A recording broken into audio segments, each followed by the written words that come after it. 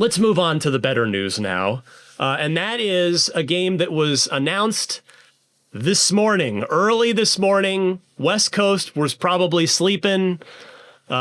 East Coast, maybe you caught this. But we have a Forza Horizon 6 reveal. We don't know much. If you've seen that teaser trailer, I'm going to spoil it for you right now because there's really not much to spoil. Well, or you could just pause this, go watch the 1 minute teaser and then come back. But it's almost like it reminded me of the announcement teaser for Indiana Jones and the Great Circle, which, as you may remember, panned across a table, sort of showing a bunch of indie artifacts and stuff. Well, this teaser pans across a garage wall, and it starts with a Colorado license plate, because that's, of course, where the first Forza Horizon was set, and then South of France license plate, Australia license plate, UK license plate, Mexico license plate, and then it sort of pans out of the garage, and then we see Mount Fuji. The Japan rumors were in fact true after all, what we were talking about like 2 or 3 shows ago. And that's it. That's really all we know in terms of the game itself. So, Michael, I know we already covered this kind of a couple shows ago, but you must be thrilled that we're finally getting Japan in Forza Horizon. Yeah, this is so cool, man. Like legit. Like it's one of those things like we kind of already knew that this was going to happen, but then to finally be like, okay, get confirmation. Like, yes, it is happening. It is this again. Like there wasn't much to it, but I mean, at this point, we kind of know what a Forza Horizon is. They're gonna do some new things around the edges. They're gonna refine some new things, have new features, and all that, because that's kind of what's expected from game to game. But I know what I'm going to get out of a Forza Horizon. And the idea of that set in Japan and the extent to which that team recreates their own versions of real places, it's some of the best. So I can only imagine how cool this is going to be. And so the emphasis, like I've mentioned before that I come from tuner culture and like Asian background, and being a part of that scene growing up, it's really cool to see this reflected in Forza Horizon. And, you know, you look at my garage in every Forza game. It's always like I got my GTRs, I got my NSXs, I got all my Japanese supercars. So now to have that game take place there, I think that they can do some really cool things with that open world. So yeah, I'm probably. This is the most excited I've been about a Forza Horizon. And that's not to say like I wasn't excited about ones before, but I'm like, okay, cool. That's the location. When it comes around, I'm going to play it. But now I'm kind of like, ooh, give me that right now, actually. So I am, I'm looking forward to this. I think 2026 is what they're saying, right? That's all they're saying for now. That's all they're saying for now. I know there's some rumors that are saying May. Good luck dropping in May. Yeah, May. That's maybe May 1st. Yeah, right. I don't think so. So I mean, with this being the teaser, like it's cool they did this for TGS. But if this is what they're showing now, it gives me the impression that it is probably going to be a fall 26 game, unless Xbox comes out like, hey, we're doing a developer direct all about Forza Horizon 6. Boom, we're showing you everything, and then we're going to hit you with the release date, and it's sooner than you think. That is a possibility, but I put my money on this being a fall 26 release, given this is what we saw so far. I will continue to disagree with you there. I think there's too much. Xbox has too much in the fall already between Gears of War E-Day, the almost certain November 15th anniversary release date for Halo. the Unreal Engine 5 Halo remaster. Fable Gears Halo. That's packed. I think it is going to be sooner rather than later. We talked about, I mean, I don't want to repeat the conversation we already had just a couple shows ago, but I think the developer direct can show a ton of gameplay, drop a release date of a couple months later, and like again, we don't need a many month long deep dive PR campaign for a Forza Horizon game at this point. So we shall see. It's will be interesting. I'll be happy with that. Sooner I get it, happier I'll be. Sooner's good. Miranda, you all in for a Japan set Forza Horizon 6? Heck yeah. That's sick. I love Mexico, of course. and I was gonna say like obviously, but and I'm very stoked that Japan's next because Japan's also great and has really beautiful countrysides, and of course its cities are iconic, and there's just a lot to explore there. I don't know. Whenever it comes to Forza, I'm just like, yeah, nice. Just because you know exactly what we're gonna get. It's gonna be a beautiful game, cool cars. It's gonna handle well. They're gonna add like maybe some little new features here and there, but it's gonna be fantastic either way. So yeah. I can't wait for turn around when it is safe to do so, but in Japanese. That's going to be cool. And I would just be flying off ramps. Oh God, I love the absurdity of Forza Horizon. It's fun. At its core, it's a silly game. It's like the whole Horizon Festival idea is so silly. The thing also being set in Japan, I am expecting a lot from the community here, because one of the things I always do in a Forza game or any car game at this point is that the livery system, and all the spray paint and all the decals I'm going to be put on my car. Every car in my garage is all anime girls, dude. It's going to go crazy. Like this is going to reach a new peak, man. I got like brands like Lawson, which is a like a supermarket. Like they're like Lawson has their own anime girl mascot, and I'm plastering all over my car. Like, yeah, I'm repping Lawson here. It's like a 7-Eleven or whatever. Like a Kinokuniya is like has its own mascot, and they got liveries in Forza Horizon. So this being said, Japan, I'm expecting a lot out of the community, and give it to me. Like it's going to be so much fun. I'm hoping February. Oh, go ahead, Miranda. Sorry. Oh, sorry. I was just going to say, I'm hoping it's in February. That would be, I mean, honestly, I don't think we can rule that out. If it's now officially announced in September, you mentioned, I think Developer Direct is a strong candidate there. It's a strong candidate for that, Michael, assuming that there is another Developer Direct at the end of January. But since this is coming to PS5, I could maybe see Microsoft. I mean, it's possible they do both, but maybe Developer Direct, but possibly a gameplay reveal trailer at the Game Awards in December. And maybe that gets us a February release date or something on the much sooner side in 2026. Sure, yeah. And a Developer Direct kind of, does the trip out to Playground, does the talking head thing, shows us some new features, some new gameplay, and then boom, we've got it, a month or two later. I think that is definitely in play. For me, I mean, 4 added the seasonal weather, which I thought was just such an awesome addition on the tech side that really helped enhance the gameplay. My number one wish, which this isn't tied to the setting being Japan, but just at this point, if I think about what else could this amazing 10 out of 10 franchise do for me that it's not already doing, because it's already doing so much. It won IGN's Game of the Year in 2021. Where else can this thing go? The one thing that comes to mind, and I'm sure there are more, but I'm just an idiot, not an actual game designer, so actual talented people will come up with other things. But the one thing that it could do for me that it's not already doing is resurrecting Burnout's crash mode.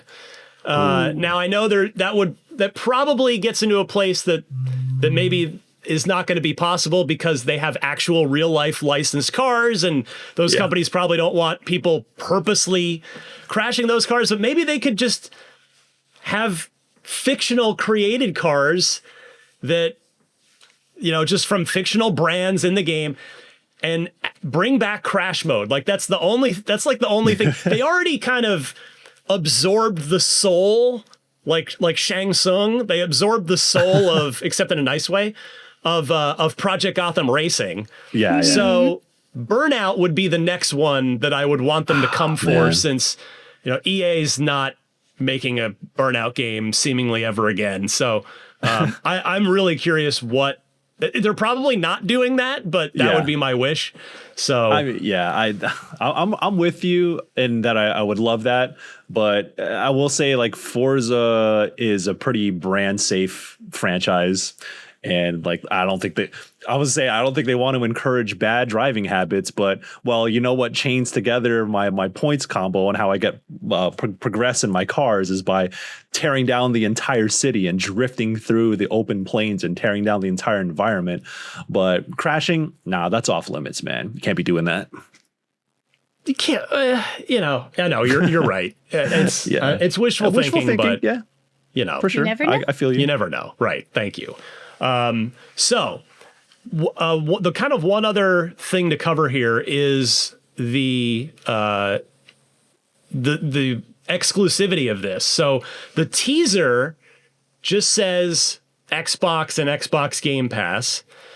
But as we all know, Forza Horizon 5 was ported to PlayStation 5 earlier this year. It became the #1 selling game on PlayStation that month, despite being 3.5 years old at the time or whatever it was. And so I think I was certainly under the impression, especially if you're going to go to TGS, a place where, well, a country where Xbox has no meaningful presence, and you're going to announce Forza Horizon 6 set in Japan, you want those PlayStation gamers to jump in and play. I thought this was going to be a day one multi-platform release, but no, Xbox gamers will get the first crack at Forza Horizon 6. Microsoft saying in an Xbox Wire post, quote, "We're thrilled to be taking players to Japan in Forza Horizon 6, which will launch first on Xbox Series X consoles and PC in 2026. With the excitement for this franchise on other platforms, we also have Playground Games and Turn 10 Studios working together to bring Forza Horizon 6 to PlayStation 5 post-launch. For now, players can wishlist on Xbox and Steam, and we can't wait to share more details on Forza Horizon 6 early next year." Oh, I guess that actually rules out Game Awards then, if they're explicitly saying more details early next year. But Miranda, are you surprised at all that, I know this is like an absurd conversation to have, that we're questioning that an Xbox game is an Xbox exclusive, but that's the reality we live in. But are you surprised at all that this is in fact a timed Xbox exclusive? My journalist brain always says to question everything. Like, you should not assume one way or another. So I am always questioning this now whenever we get an Xbox release, since they have set a precedent for both. But yes, I am a little less surprised that they wanted to do it that way, but glad to see them kind of giving a justification to still have an Xbox and continuing that's like, wait guys, we're not just doing it all day one. Like, even if we think this has a good base between both. So since we are getting this brand new game as a timed exclusive, I think that's a good move on their part. Michael, how were you with that? I think, I think I've said the same thing a couple weeks ago, is that simultaneous release. Oh wow, look at my frozen frame is so good. Okay, we're having some video technical difficulties this week, and you're watching along with us on YouTube. Our apologies there. We're having fun with it. Well, you never know when we're gonna get hit, so you gotta put your best face on at all times. Yeah, I'm trying to be still. For the listeners, if you listen to this on your podcatcher, you got to watch the video version. No, but I think it's a little soon for simultaneous release for a game of this caliber for that platform. I think they're beyond the testing waters phase, but now they're like, yes, we are putting it on there, but at the same time, there are still, technical hurdles to get over. There's work pipelines that need to be solved. Horizon 5 had been out for many, many years till it reached PlayStation 5. So I think it's a little soon to assume that the franchise would be simultaneous release on PS5. But I think that it's going to be, you're not going to have to wait that long. I think it's going to be, did they say it's within the calendar year that they're going to put on PS5, or just saying like sometime in the future? They just said post-launch, so that could mean anything. That could mean a day later or a year later. It won't be a day later, obviously. I think they still have some things to figure out on their end, like when they want to do this, when it makes sense to keep it for themselves and their platform for a given amount of time. I mean, like Square Enix is still trying to figure out how to do this with their games, and they've been doing multi-platform releases from. They're one of the most. Atlas and Square Enix are like the most curious companies about how they choose to release on certain platforms. Because there are technical hurdles and there's business reasons why you want to hold it to certain platforms. So I imagine Xbox is like, play it on our platform, and then once we see the numbers dwindle, then we're going to put it out on PlayStation, and then we'll have a second win. So I imagine that's good point. A factor in their decision for this, alongside dedicating resources to putting it on a different set of hardware, even though it's similar. You know, it's not like cell processor anymore, but that still takes work. Yeah, I imagine like, okay, so if I'm right and Horizon 6 is out pre-GTA 6, so if it's out in the first half of the year, that probably would point to a fall 2026 release on PS5 for that. I mean, great point about that sort of second win, second Double push, dip. Michael, great point. But then if you're right and it's a fall 2026 release on Xbox, that probably pushes it out to spring of 27 for PS5. Similar to what we saw with Indiana Jones, I guess. Yeah, I was going to say. I think similar. Now, Miranda, you talk about journalist brain. My journalist brain, when I read this, immediately went, oh, so that means that probably means that Gears of War E-Day and Fable will debut on Xbox first. Whereas I think there'd been, some fair question about that given the prevalence of this multi-platform strategy we've been seeing from Microsoft. But yeah, that's where I'm at with this now. Is now I think Fable and Gears of War E-Day will for sure, as for sure as I can be, they'll be timed exclusives on Xbox. But the one I'm not as sure about is the not officially announced but heavily rumored Unreal Engine 5 Halo 1 remaster that, as I said, I'm expecting on the actual anniversary date next year, the 25th anniversary. Because Miranda, Gears of War Reloaded, another remaster of a beloved first game in a pillar Xbox franchise, that went straight to PS5 day one. Yep. So what are your thoughts on specifically of what we're expecting next fall of Halo remaster, Fable, and Gears E-Day? I agree a lot with your analysis. Honestly, it would be, although I love Gears, obviously, but Halo sits in a very specific, like King of the Hill position, and every other Xbox exclusive is beyond it. There's something really special about it. But that being said, I do think your thought and relating it to how we saw Gears of War Reloaded coming on PS5 day on the same day as Xbox, I think that's going to happen with Halo ones, whatever they're potentially doing with that. It just makes sense, right? We've obviously seen Halo many times on the Xbox. We know it. We've gotten updates before.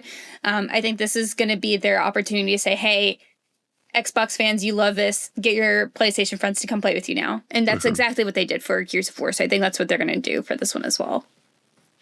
Michael, you with us on this, or what are your thoughts? Yeah, I mean, as cool as it is to see Halo remastered, rebooted, whatever the case might be, I think there's a level of scrutiny, I guess. Maybe that's not the perfect word, but there's a different bar for something like this, where it's like a celebration of something that we already know, we've already played. That's cool. But I imagine that they don't feel as precious about putting this on another console, another platform day one. And if it's intended to remaster or reboot, it is kind of a celebration of that game. And I imagine you want to get as many people joining in on that celebration. And so that'd be a cool thing.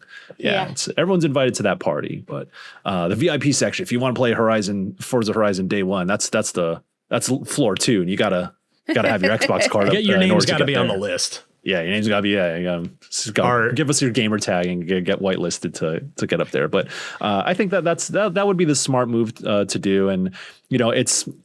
I don't want to speak out of turn, but I don't expect this thing to be like a boundary pushing game. So I imagine it wouldn't require as many resources to port or make a multi-platform version of it. I mean, this being UE5, I know that's not proprietary technology as they may be using on other games, first-party games. So I imagine that the pipeline there is a little bit more conducive to being day one on PlayStation.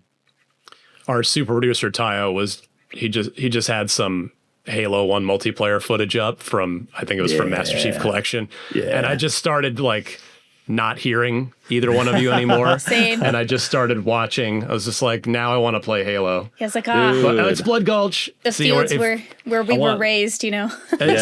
Halo 1, CTF, Blood Gulch. Just, yeah. CRT TV, baby. All day, every day. Yeah. Which we did back in my official Xbox magazine days. Every day, 5 p.m. Somebody would fire it up. You'd hear this. You'd hear the sound, the startup sound. Yep. And then it was like, all right, I guess we're playing Halo now. that was us in Rocket League back at GameSpot. I missed that. Thanks for checking out this clip from Unlocked, IGN's weekly Xbox show. If you enjoyed it, don't forget to watch the full episode at youtube.com/IGN Games. New episodes of Unlocked drop every Thursday on IGN Games, IGN.com, and your favorite podcast platforms. Thanks for watching, and we'll see you next time.